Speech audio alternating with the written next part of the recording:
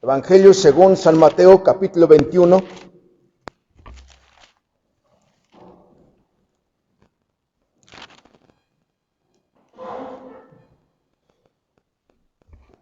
Mateo capítulo 21, verso 1 al 17.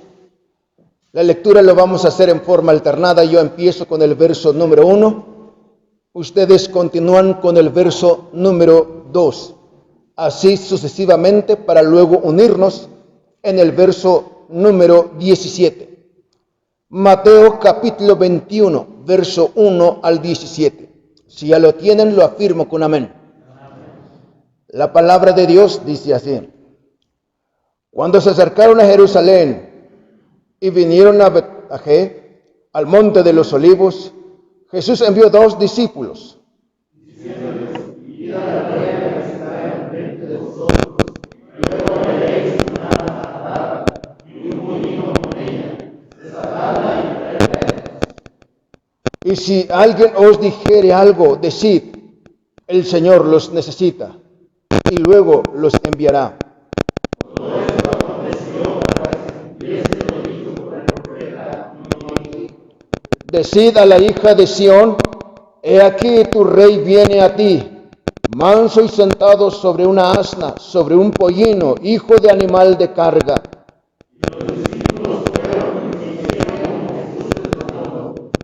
Y trajeron el asna y el pollino, y pusieron sobre ellos sus mantos, y él se sentó encima. Y la multitud, que era muy numerosa, vendía sus mantos en el camino, y otros cortaban ramas de los árboles y las tendían en el camino. Y la gente que iba delante y la que iba detrás clamaba diciendo: Hosana al Hijo de David, bendito el que viene en el nombre del Señor, Hosana en las alturas.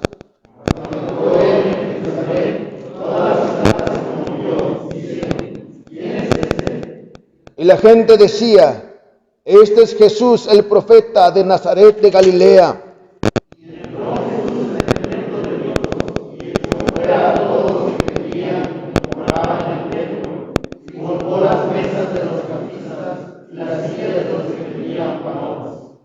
Y les dijo: escrito está, mi casa, casa de oración será llamada, mas vosotros la habéis hecho cueva de ladrones.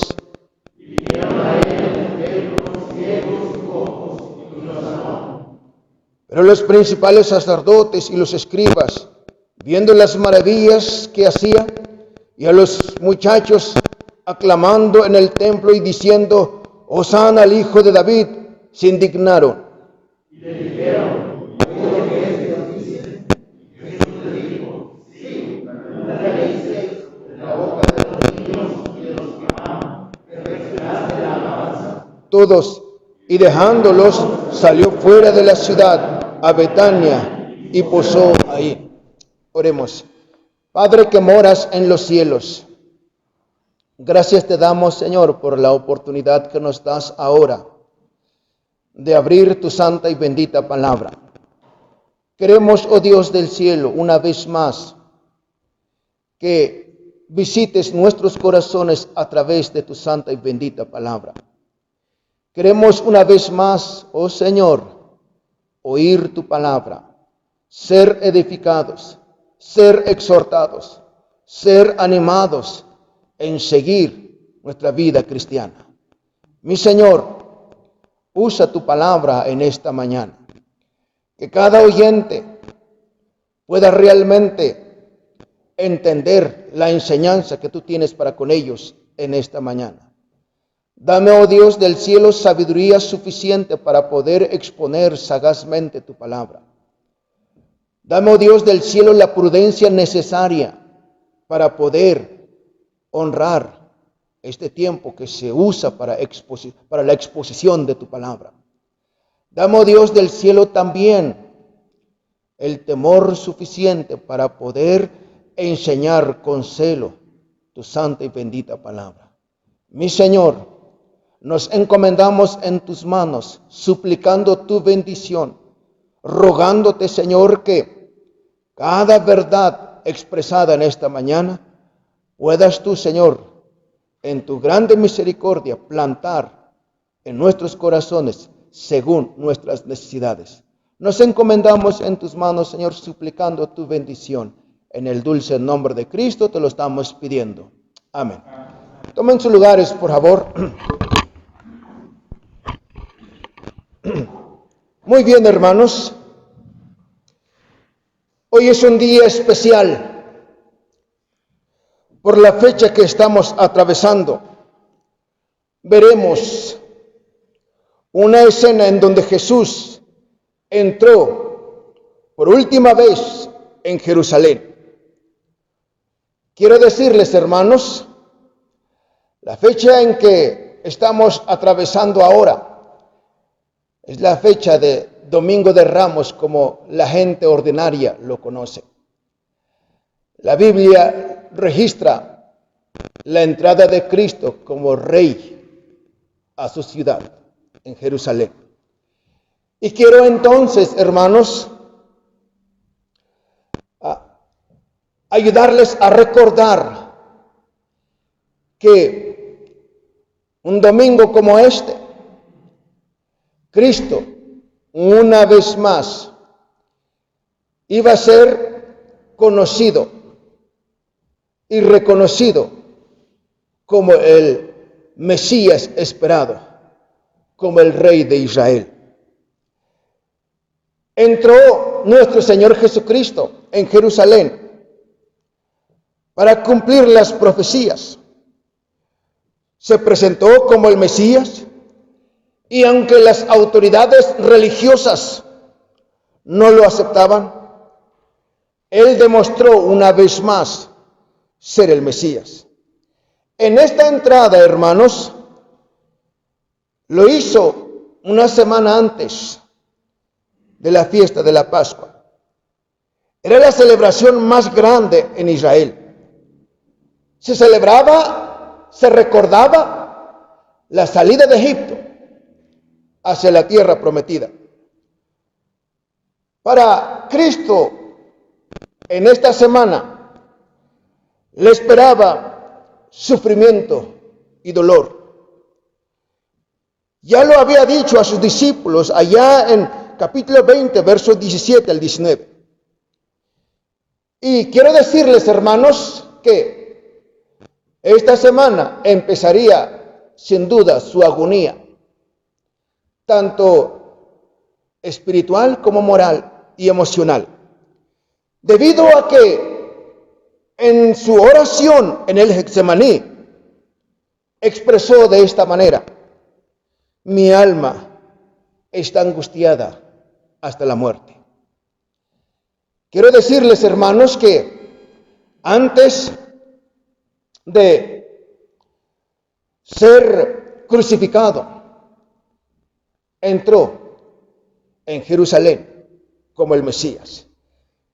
En la entrada triunfal, hermanos, quiero enseñarles tres cosas que nos ayudarán a nosotros a valorar todos los preparativos que Dios hizo en la eternidad para la redención de nuestras almas. Primeramente, Cristo entró en Jerusalén. La entrada triunfal de Cristo nos ayudará a entender, hermanos, primeramente, dos cosas en la entrada triunfal. Primero, fue para cumplir las profecías de Zacarías capítulo 9, verso 9. Y envió a buscar un pollino. Zacarías capítulo 9, verso 9 dice: alégrate mucho, hija de Sión. He aquí tu rey vendrá a ti justo y salvador, humilde y cabalgando sobre un asno, sobre un pollino, hijo de asna. Una de las razones principales por qué nuestro Señor Jesucristo entró en Jerusalén como el Mesías, para cumplir la profecía con relación a Él. Y la segunda cosa que podemos ver en la entrada a Jerusalén fueron las expresiones de la multitud. Debemos recordar que Jesús venía de Betania, donde había resucitado a Lázaro, y muchos lo acompañaban. Hay muchas cosas que pudiésemos nosotros explicar alrededor de la entrada de nuestro Señor Jesucristo a Jerusalén. Podemos específicamente estudiar sobre por qué montado en un pollino. Podríamos explicar también por qué la gente tiró sus mantos, sus ramas de árboles y aún las palmeras. Tiene mucho significado. Pudiéramos nosotros también explicar, hermanos, por qué la actitud de Cristo montado en un pollino, animal de carga. Pero quiero llamar su atención sobre la expresión de la multitud en la entrada triunfal de nuestro Señor Jesucristo. La razón por qué escogí esta parte es porque la mayoría de nuestra iglesia se componen de jóvenes. Admiro su fuerza, su entusiasmo. Admiro sus talentos. Y creo yo entonces que si bien pueden encaminar esos talentos bajo la dirección del Señor, seremos una iglesia poderosa en medio de un tiempo en donde las iglesias deterioran los principios básicos, los principios o las verdades cardinales de las Sagradas Escrituras. Gloria al Señor que tenemos jóvenes en nuestra iglesia. Y es a ellos quien me dirijo para decirles, ustedes como jóvenes tienen la oportunidad de alabar al Señor con su fuerza, con su juventud, con sus talentos. Y aquí nuestro Señor Jesucristo, con la lectura que hicimos, no reprochó la alabanza de los jóvenes. Y una de las expresiones que dijo o que dijeron los jóvenes entre toda la multitud fue esta: Hosana en las alturas. Hosana es la traducción hebrea de salva ahora, y se empleaba como pidiendo liberación a Dios. Lo que la multitud estaba esperando era que Dios irrumpiera y salvara a su pueblo, ahora que el Mesías había venido. En esta festividad, hermanos, se recordaba la liberación de la esclavitud de Egipto, la fiesta de la Pascua. Y quiero decirles, hermanos, que este pensamiento estaba generalizado entre todos ellos, por cuanto ellos habían sido liberados de la opresión de los egipcios y ahora querían la liberación de la opresión de los romanos. Quiero decirles entonces, hermanos, cada uno de nosotros debemos ser adoradores de Dios. No solamente los jóvenes, sino todos aquellos que hemos nacido de nuevo. Una de las características que debemos nosotros mostrar es adoración a Dios después de haber sido nacidos de nuevo. Hosana en las alturas. Otra expresión que ellos dijeron fue esta: bendito el que viene en el nombre del Señor. Esta es una referencia a lo que dice en Salmo número 118, versículo 25 al 26, que dice a la letra: oh Jehová, salva ahora. Te ruego, oh Jehová, que nos hagas prosperar ahora. Bendito el que viene en el nombre de Jehová. Desde la casa de Jehová os bendecimos. Así que, hermanos, cuando vieron que Jesús se acercaba a la ciudad con impetuoso y exuberante entusiasmo, las multitudes usaron este salmo. Quiero decirles, hermanos, que también esta expresión era una forma de rogarle o de agradecerle al Señor, porque pronto llegaría la liberación. No la liberación política, no la liberación de la opresión de los romanos, sino la liberación de sus almas a través del derramamiento de la sangre de Cristo para sus vidas. Quiero decirles entonces también que en esta expresión debemos reconocer que la salvación nuestra fue idea de Dios. Salvar al hombre fue iniciativa de Dios. La tercera expresión, bendito el reino de nuestro padre David que viene.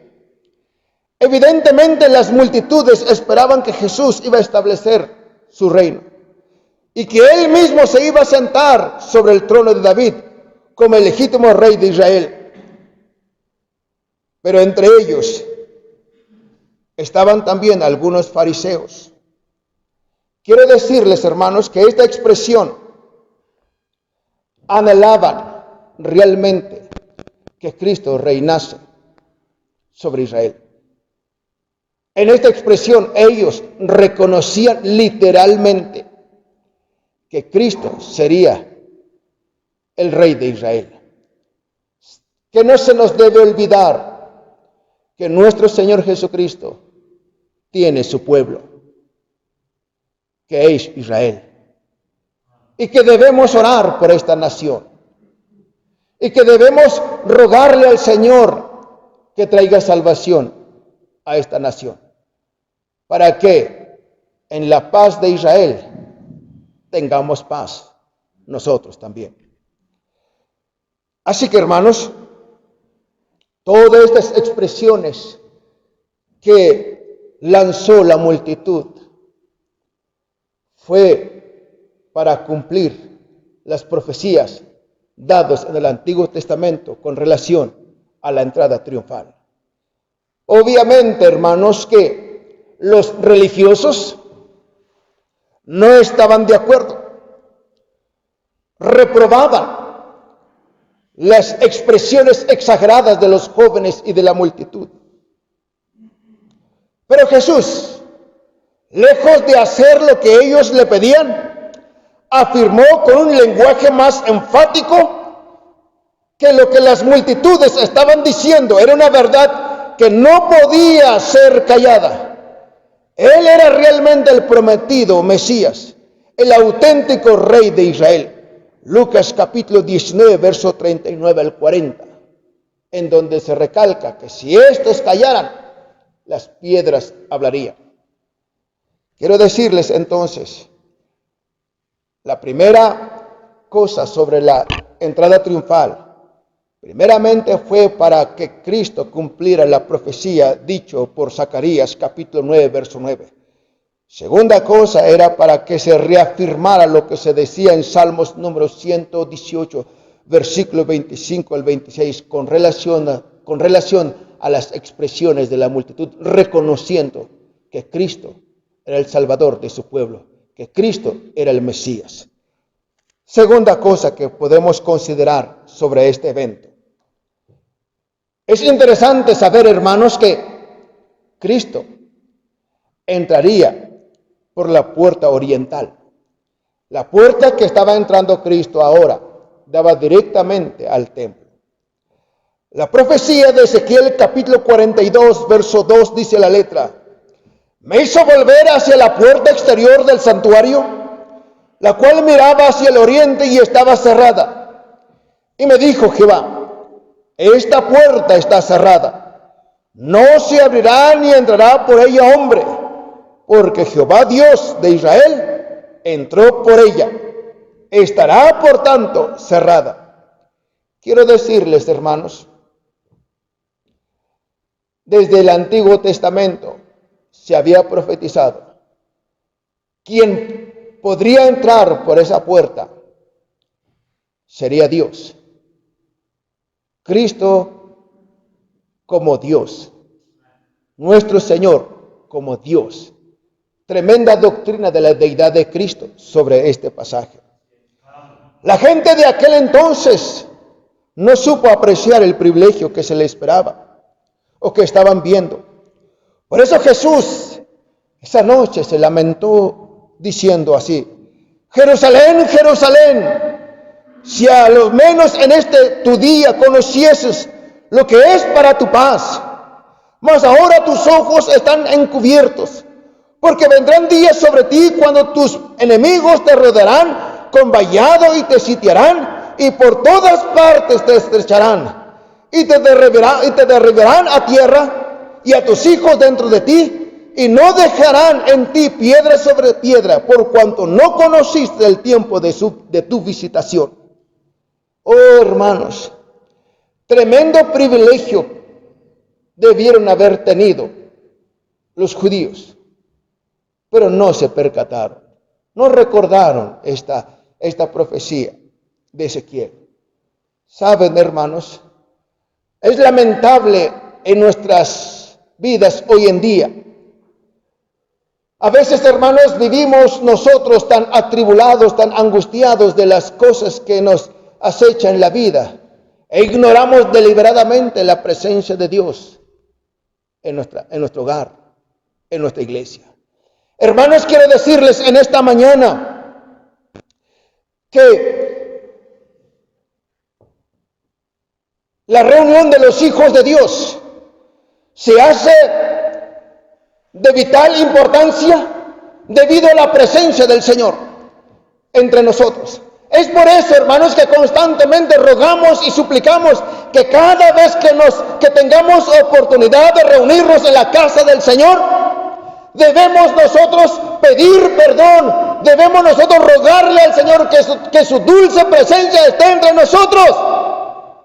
Porque estoy seguro, hermanos, que varias congregaciones que hoy en día se dicen cristianos, la presencia del Señor ya no está ahí. Por eso, hermanos, salen, porque cuando entraron, por eso a veces llegan a pensar que la predicación no les está conmoviendo, no les está edificando. ¿Saben por qué? Porque no se prepararon para percibir la presencia del Señor, porque están muy fríos espiritualmente. Quiero decirles, es un privilegio, es un honor estar en la casa de Dios, que no debemos desperdiciarla. Veníamos comentando con mis hijos de casa camino a la iglesia. Qué triste situación estamos viviendo. Un solo servicio, 2 servicios, pocos himnos. ¿Saben? Los que realmente amamos al Señor, amamos la iglesia. Esto desfallece el alma. Esto desalienta. Porque cuántas veces tuvimos oportunidad de reunirnos en la casa del Señor y deliberadamente nosotros hicimos otra cosa menos estar en la casa del Señor. ¿Cuántos domingos la gente, en lugar de estar en la casa de Dios, estuvieron arreglando sus asuntos personales? ¿Cuántos días de servicio en los días miércoles desperdiciaron porque hicieron otros compromisos? Y ahora, hermanos, por salud, por la epidemia que hay, estamos limitados en asistir a la casa de Dios. Para algunos, hasta están agradecidos a Dios por no estar en un servicio. Aquí, hermanos, es donde nosotros debiésemos congregarnos con mayor fervor, con mayor entusiasmo. Es aquí, hermanos, donde realmente podemos nosotros expresar nuestro amor, nuestra confianza en el Señor al cantar sus himnos, al elevar alabanzas a su santo y bendito nombre. Debiese ser con una profunda gratitud, porque no tenemos el tiempo suficiente. ¿Dónde están los otros hermanos? Atascados en sus negocios. Se quedaron dormidos posiblemente por el cambio de horario. Qué lamentable situación. Quiero decirles, Cristo entró por la puerta oriental que daba al templo, dando a entender que la iglesia no es una alternativa para el creyente, no es una opción, es una necesidad. Usted y yo necesitamos estar en la casa del Señor y debemos aprovechar los últimos minutos al estar en la casa del Señor, porque es aquí donde Dios bendice los corazones de su congregación. Así que valore el estar en la casa del Señor. Quiera Dios que todo esto termine y que usted proponga en su corazón nunca más faltar en la casa de Dios, porque vendrán tiempos difíciles. Cristo le dio importancia al templo, porque nosotros menospreciamos la casa de Dios en no asistir. Tercera cosa, cuando llegó al templo, estamos hablando sobre la escena de la entrada triunfal. Cuando llegó al templo, hizo limpieza. Se indignó por la falta de respeto y el mal uso del templo.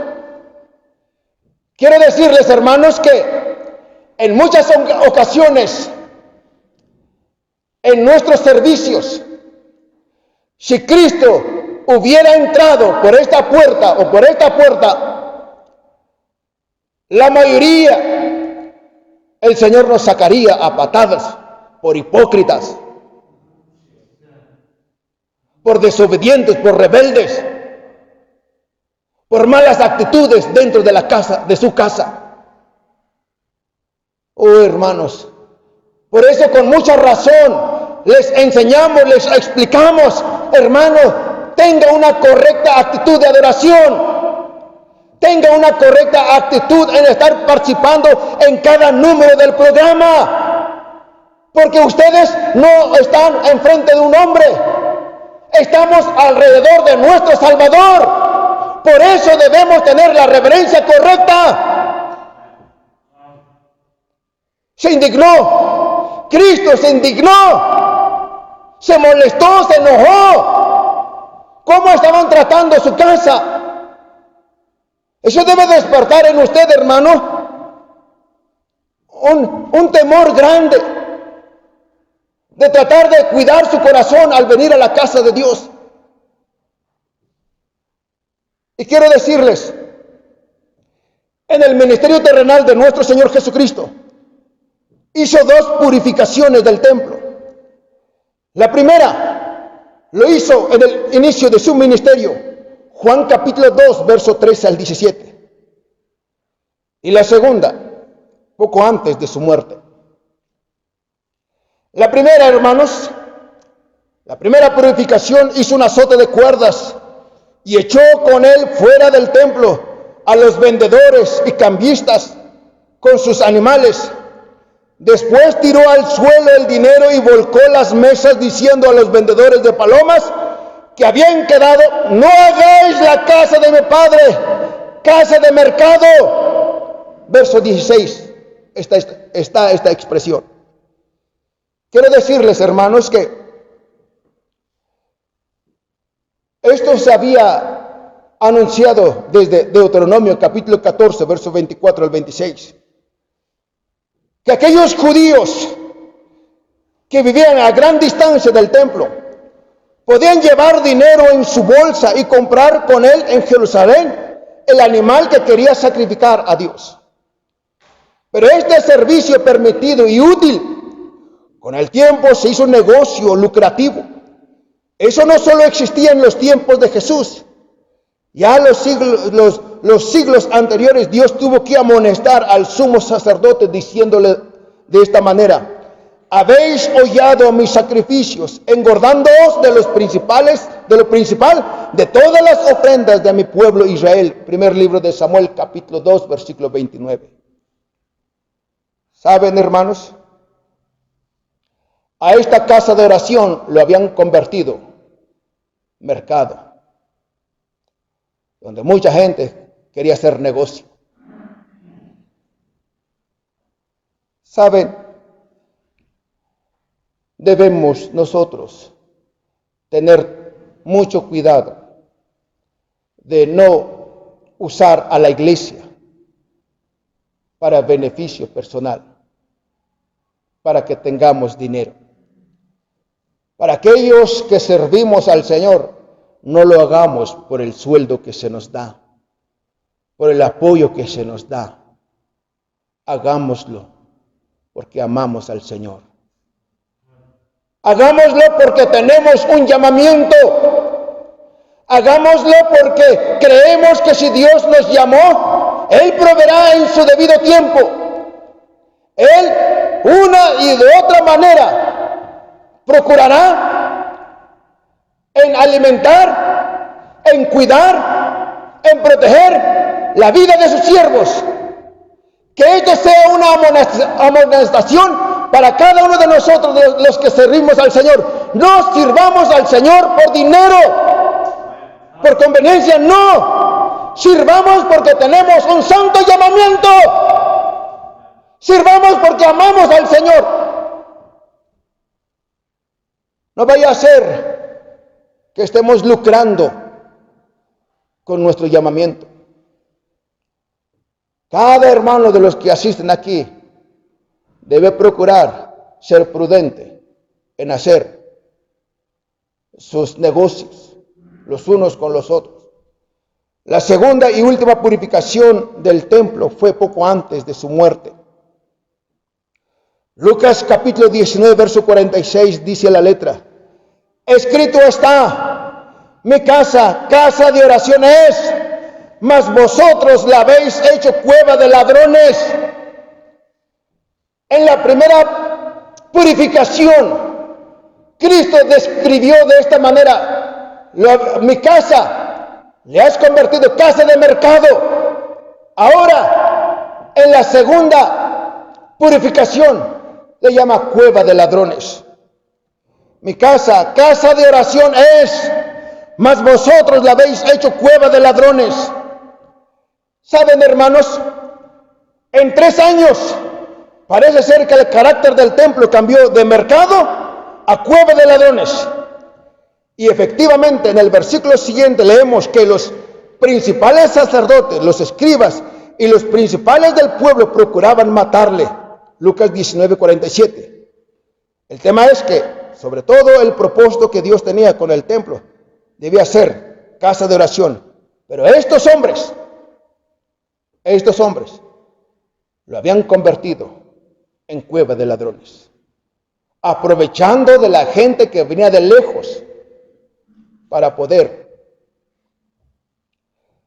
venderle sus animales para el sacrificio. Quiero decirles, hermanos, que en el tiempo del Antiguo Testamento el templo consistía de piedras, mientras que en el Nuevo Testamento no se trata de un edificio, sino de piedras vivas. 1 de Pedro capítulo 2, versículo 5. De hombres y mujeres nacidos de nuevo. El Nuevo Testamento llama templo de Dios a la iglesia donde mora el Espíritu Santo. 1 Corintios 3, 16. Esto quiere decir, hermanos, que cada creyente en particular es denominado templo del Espíritu Santo, 1 Corintios 6, 19. Lo cual muestra que cada creyente, al igual que cada iglesia, deberían mostrar el carácter de una casa de oración. Quiero decirles, hermanos, la iglesia nuestra entonces debe ser caracterizada con este título: casa de oración. Es aquí donde debemos venir a reunirnos para tener comunión con el Señor, en donde debemos nosotros cantarle al Señor: te necesito, Cristo. ¿Saben, hermanos?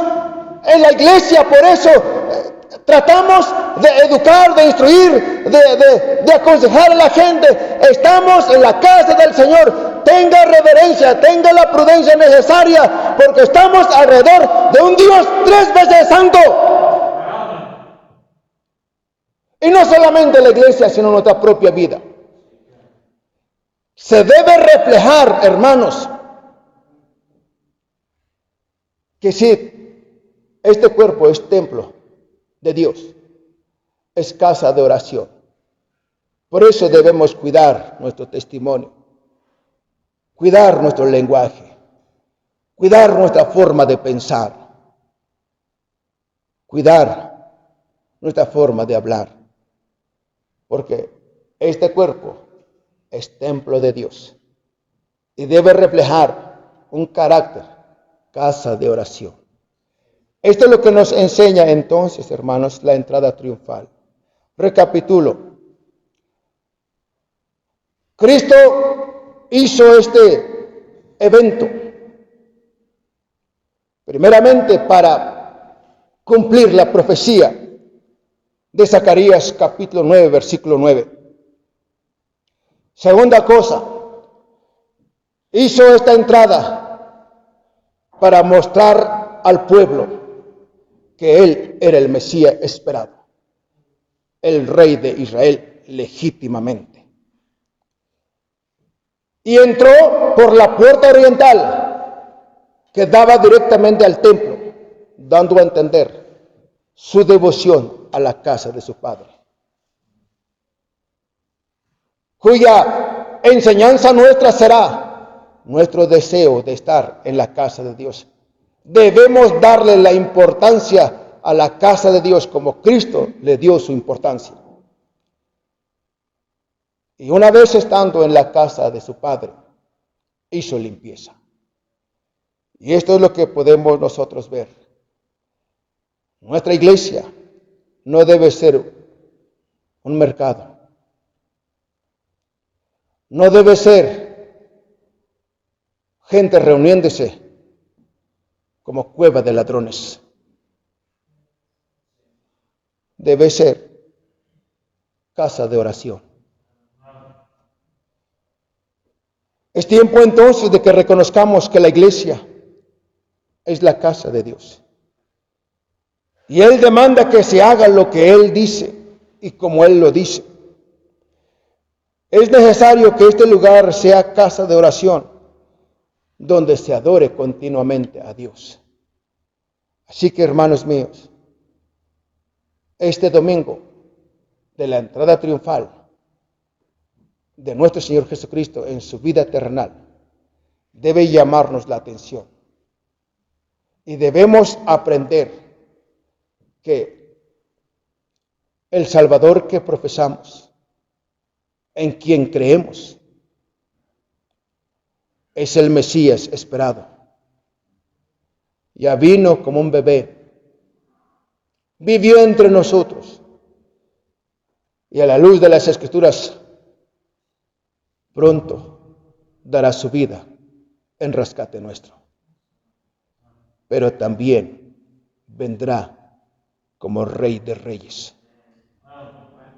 Bendito sea el Señor que nos alcanzó con su precioso Evangelio. Que este domingo sea un recordatorio de lo que Cristo hizo en su vida terrenal. Que a nosotros nos ayude a valorar las profecías, valorar la casa de Dios, para que de esta manera cuando Cristo venga, nos halle fiel en su palabra. Oremos. Padre que moras en los cielos, gracias te damos por enseñarnos tu santa y bendita palabra. Gracias porque a través de estos pasajes pudimos nosotros recordar una vez más en donde descansa nuestra fe. Señor, aviva nuestras vidas. Usa tu palabra y toca los corazones. Anima los corazones a que puedan valorar las profecías, valorar tu casa,